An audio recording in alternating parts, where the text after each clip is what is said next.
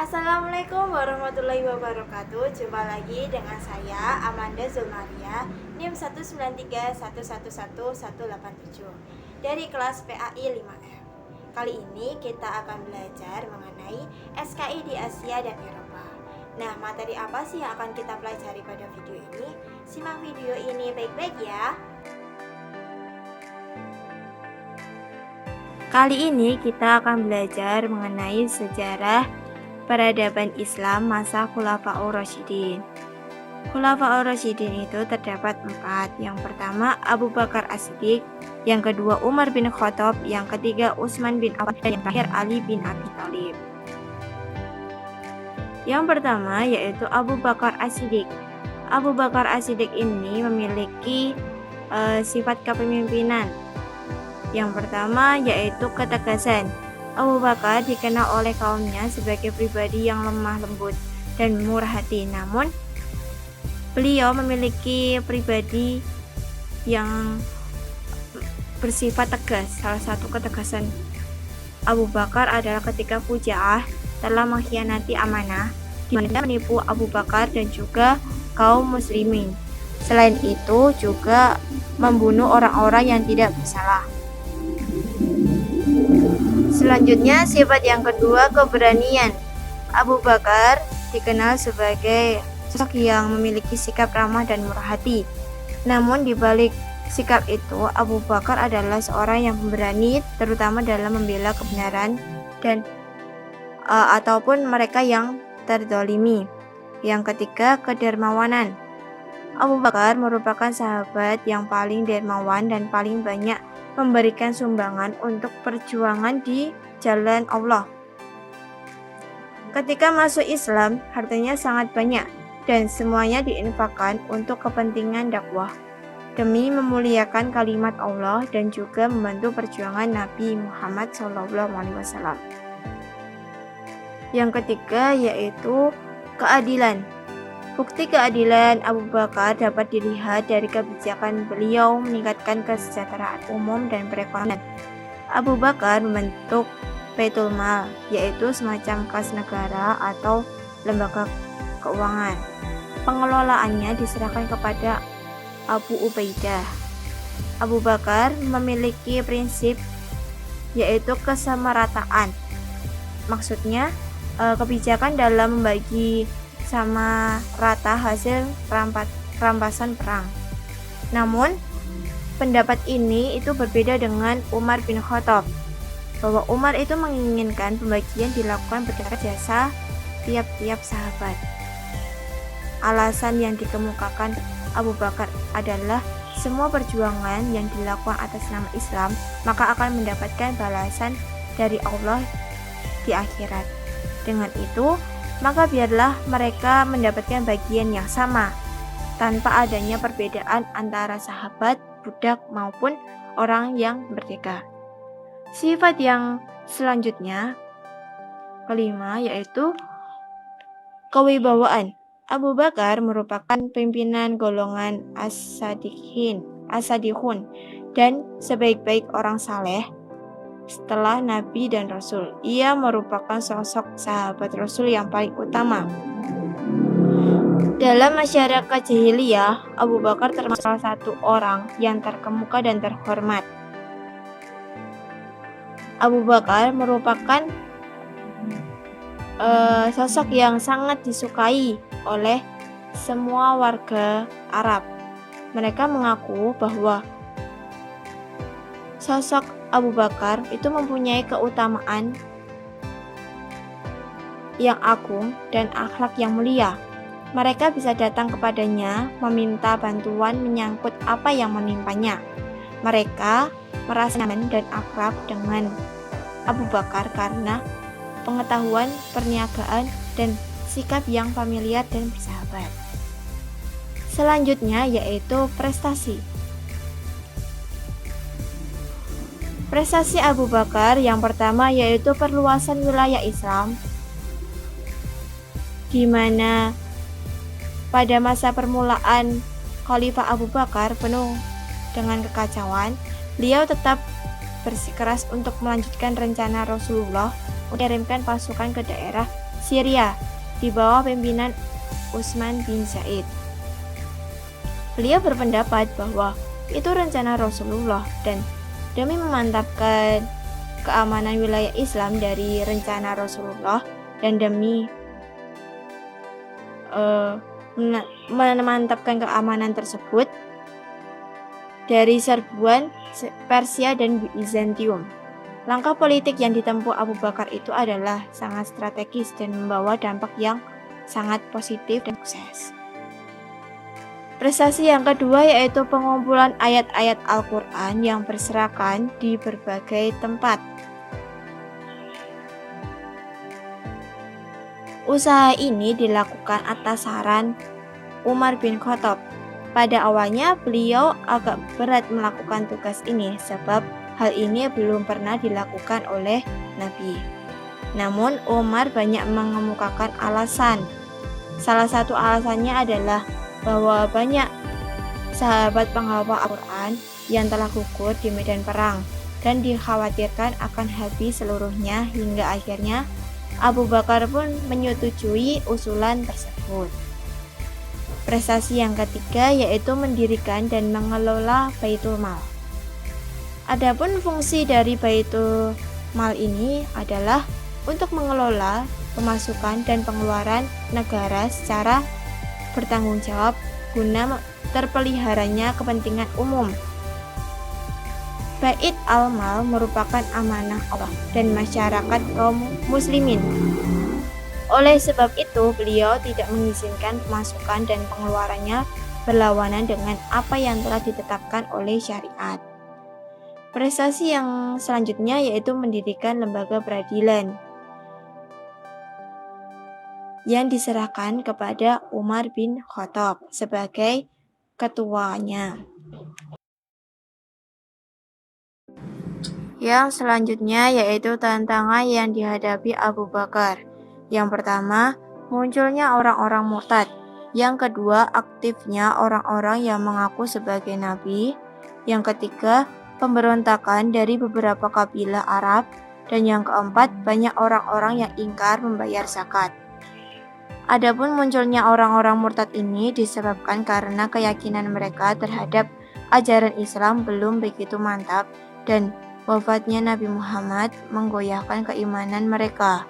Masalah nabi palsu sejatinya sudah ada sejak Nabi masih hidup. Namun kewibawaan Nabi Shallallahu Alaihi Wasallam dapat menggetarkan hati mereka untuk melancarkan aktivitasnya. Masalah pemberontakan kabilah disebabkan anggapan mereka bahwa perjanjian perdamaian dibuat bersama Nabi secara pribadi dan perjanjian terakhir tersebut berakhir dengan wafatnya beliau. Mereka menganggap tidak perlu lagi taat dan tunduk kepada penguasa Islam yang baru, sedangkan orang-orang yang ingkar membayar zakat hanyalah karena kelemahan iman mereka. Mereka tidak mau membayar zakat karena mereka beranggapan bahwa zakat hanyalah upeti yang tidak patut diwajibkan atas setiap orang merdeka. Hal ini terjadi karena menurut adat kebiasaan orang Arab, mereka itu tidak mau tunduk kepada siapapun selain orang yang memegang kekuasaan keagamaan. Yang selanjutnya yaitu Umar bin Khattab.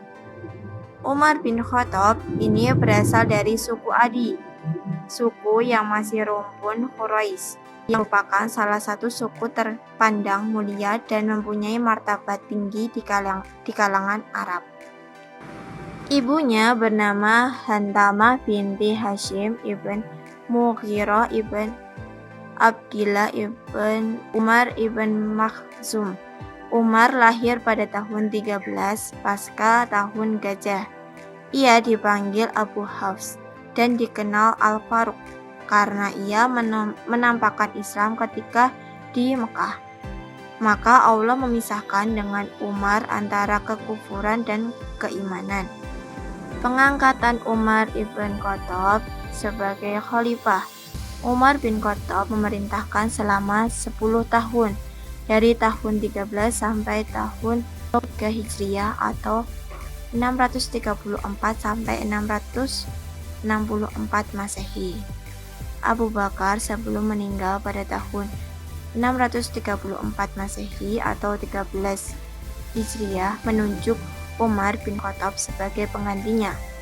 Ada beberapa faktor yang mendorong Abu Bakar untuk menunjuk Umar sebagai khalifah, yaitu yang pertama, kekhawatiran peristiwa yang sangat menegangkan di Sahifah Bani Sa'idah yang nyaris menyeret umat Islam ke jurang perpecahan akan terulang kembali.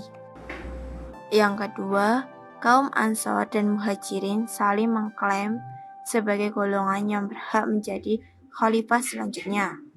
Yang ketiga, umat Islam pada saat itu baru saja selesai menumpaskan kaum murtad dan pembangkang. Pada sistem pemerintahan Umar terdapat dua. Yang pertama, mengatur administrasi negara. Yang kedua, lembaga-lembaga keuangan dan peradilan pada masa Umar bin Khattab serta perkembangannya. Yang pertama, mengatur administrasi negara. Karena perluasan wilayah terjadi dengan cepat, Umar segera mengatur administrasi negara dengan mencontoh administrasi yang sudah berkembang terutama di Persia. Pemerintahannya diatur menjadi 8 wilayah provinsi, antara lain Makkah, Madinah, Syria, Jazirah, Basrah, Kufah, Palestina, dan Mesir. Pada masanya mulai diatur dan diterbitkan administrasi negara sebagai berikut. Yang pertama, menerbitkan sistem pembayaran gaji dan pajak tanah. Yang kedua, mendirikan pengadilan negara dalam rangka memisahkan lembaga yudikatif dengan lembaga edukatif.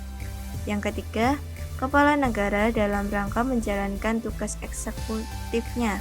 Ia dibantu oleh penjabat yang disebut Alkitab atau sekretaris negara. Di masa Umar dijabat oleh Zaid bin Sabit dan Abdullah bin Arqam. Yang keempat, membentuk jawatan kepolisian untuk menjaga keamanan dan ketertiban serta menangkap penjahat. Yang kelima, membentuk jawatan militer, terdaftar secara resmi di negara, bertugas di daerah-daerah perbatasan seperti Kufah, Basrah, dan diberi gaji secara teratur setiap bulannya. Yang keenam, Umar juga mendirikan Baitul Mal, keuangan negara yang dipungut dari pajak dan lain-lain disimpan di Baitul Mal dan penggunaannya diatur oleh Dewan. Yang ketujuh, menempa atau mencetak mata uang sebagai alat tukar yang resmi dari negara. Yang kedelapan, menciptakan kalender Islam atau tahun Hijriah. Sistem pemerintahan yang kedua yaitu lembaga-lembaga keuangan dan peradilan pada masa Umar bin Khattab.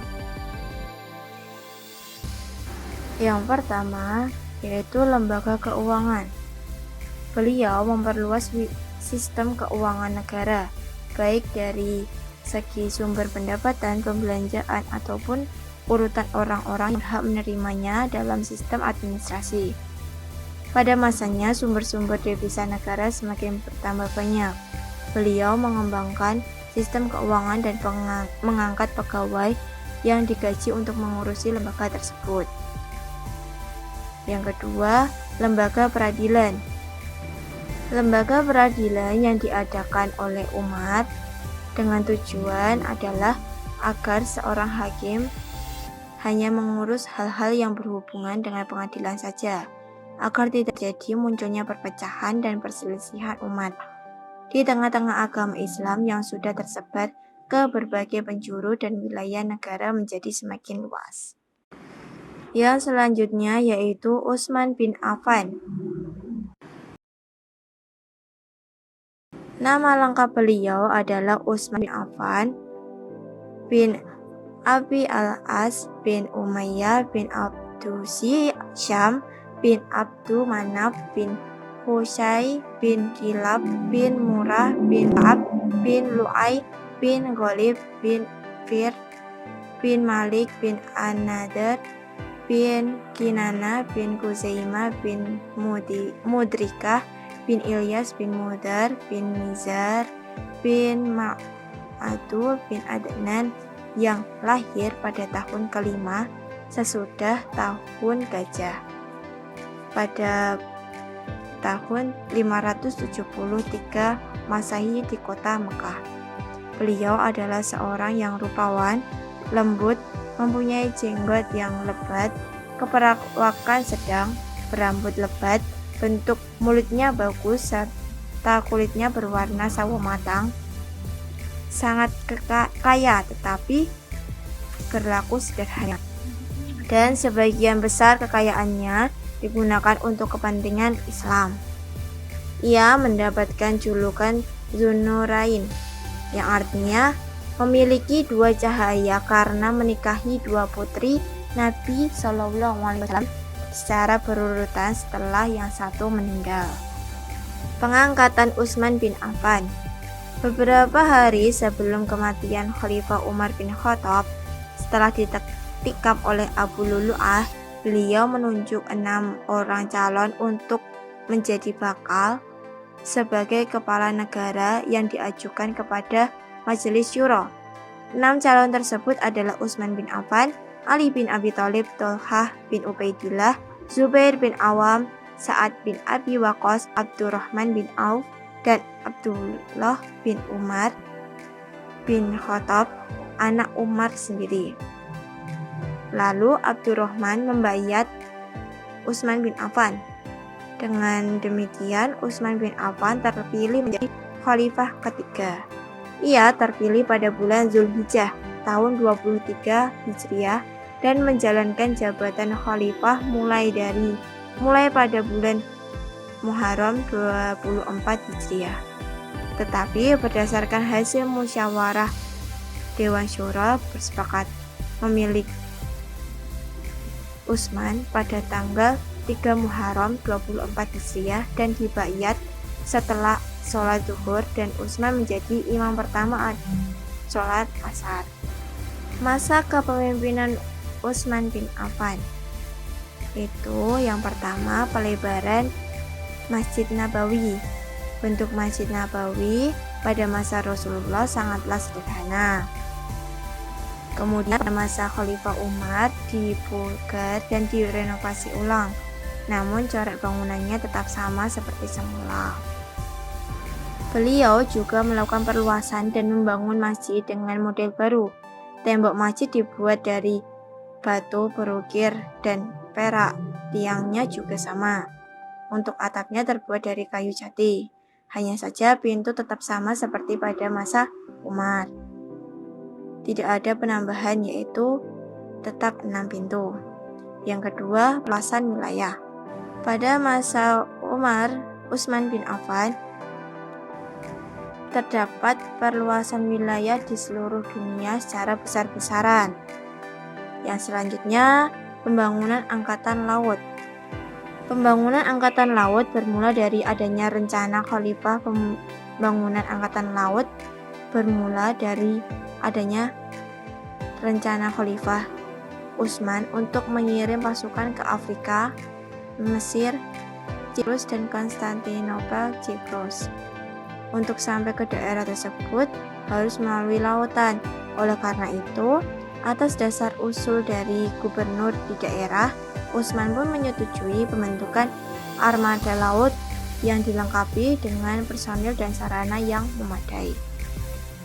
Yang selanjutnya yaitu kodifikasi Al-Quran Mushaf Utsmani.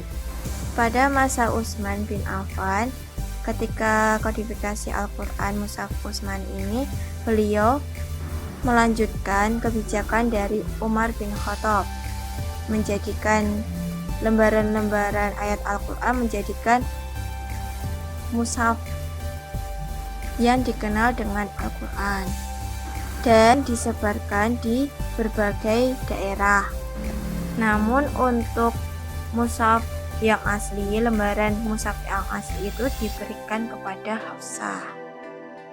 Selanjutnya, masa kemunduran Utsman bin Affan. Yang pertama, terjadinya nepotisme. Adanya nepotisme dalam pemerintahan ini dimulai sejak Utsman diangkat sebagai khalifah. Beliau memiliki keterkaitan dengan kepentingan orang-orang Mekah, khususnya kaum Quraisy dari Bani Umayyah yang merupakan keluarga dekat. sehingga posisi tertentu dalam pemerintahannya diduduki oleh anggota keluarga tersebut tanpa melihat potensinya. Yang kedua, lamban dalam mengambil keputusan. Kebijakan-kebijakan Utsman dinilai lemah oleh rakyat, apalagi ditambah dengan adanya ketidakadilan akibat nepotisme yang terjadi di atas. Rakyat merasa kecewa dan menuduh kerabat dekat khalifah memperoleh harta pribadi dengan mengorbankan kekayaan umum dan tanah negara. Pada akhirnya situasi politik dan pemerintahannya pun menjadi kacau. Yang ketiga, lahirnya kelompok pemberontakan. Lahirnya kelompok pemberontakan terjadi perlawanan ataupun pemberontakan yang dilakukan oleh rakyat Kufah dan Basra serta Mesir. Selanjutnya yaitu berakhirnya Utsman bin Affan sebagai khalifah. Ketika itu beliau dicekik oleh seseorang yang berhasil memasuki rumahnya dan membunuh dengan pedang. Tangan beliau terputus karena menangkis pedang seseorang tersebut, sehingga beliau wafat terbunuh di depan mushaf Al-Quran. Darah dari tangan yang terpotong itu mengalir ke mushaf di depannya dan terjatuh pada firman Allah surat Al-Baqarah ayat 137 yang selanjutnya yaitu Ali bin Abi Thalib. Pengangkatan Ali bin Abi Thalib pada waktu itu ada 4 orang sahabat Nabi dari 6 yang dipilih Umar sebelum wafat, yaitu Ali, Thalhah, Zubair, dan Sa'ad bin Abi Waqqas. Dinilai dari berbagai segi, Ali dianggap yang paling utama. Dalam sebuah pertemuan permusyawaratan, Abdurrahman bin Auf menetapkan Ali sebagai tokoh yang paling dipercayai umat setelah Utsman bin Affan. Atas dasar tersebut, mereka memandang wajar memilih Ali sebagai khalifah. Kebijakan dari Ali bin Abi Thalib itu yang pertama, memberhentikan sebagian besar gubernur yang diangkat pendahulunya Utsman bin Affan, kemudian menggantikannya dengan tokoh-tokoh lain. Yang kedua, kebijakan Ali dalam bidang fikih siyasah antara lain yaitu dalam urusan korespondensi, urusan pajak, urusan angkatan bersenjata, dan urusan administrasi peradilan. Kemunduran Ali bin Abi Thalib disebabkan adanya perintah tahkim yang menimbulkan banyak perdebatan di kalangan para sahabat. Banyak pengikut Ali yang tidak setuju dan memilih untuk tidak mendukung Khalifah Ali, sehingga Ali dinyatakan mundur. Mungkin itu saja yang dapat saya sampaikan. Kurang lebihnya mohon maaf apabila ada kesalahan kata itu dari saya, apabila ada kebenaran itu datangnya dari Allah. Sekian, wassalamualaikum warahmatullahi wabarakatuh.